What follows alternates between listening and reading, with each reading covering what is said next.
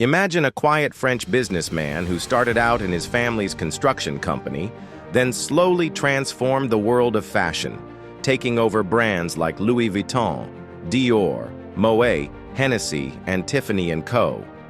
His name is Bernard Arnault. Today, he is not just another billionaire. He has often been ranked as the richest man in the world.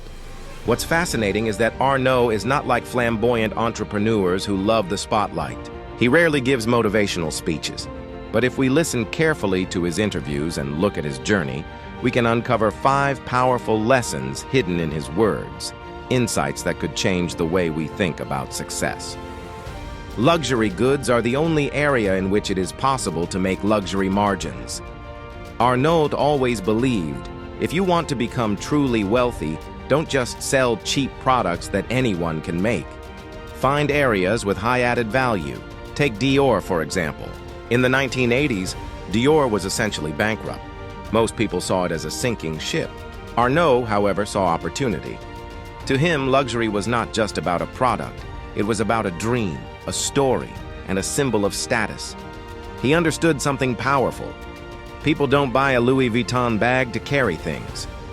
They buy it to carry prestige. The reflection for us? Don't just follow the crowd, selling what everyone else sells. Find the luxury value in your own work, whether it's a unique skill, exceptional quality, or a different way of serving others. In business, I think the most important thing is to position yourself for the long term and not be too impatient. Arnault never chased short-term targets. To him, business is a marathon, not a sprint.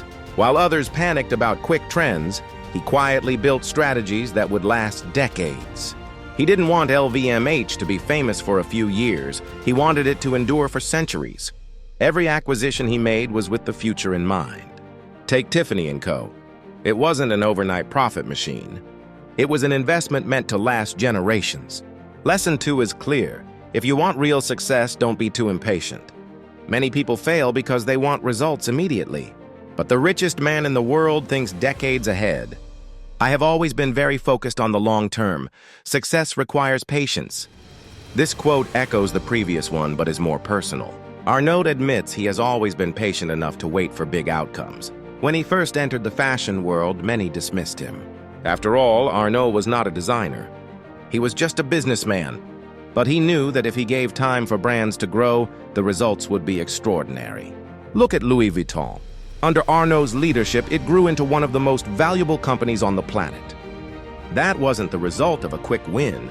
It was the fruit of decades of patience. The reflection for us. Maybe today our business is small, our YouTube channel is still struggling, or our income is just a few dollars a day. But with patience, consistency, and steady growth, who knows? 10 years from now, we could have our own version of Louis Vuitton. 4. What I always look for is to be surrounded by the best creative minds. Arnault understood something crucial. He was not the most creative person in the room.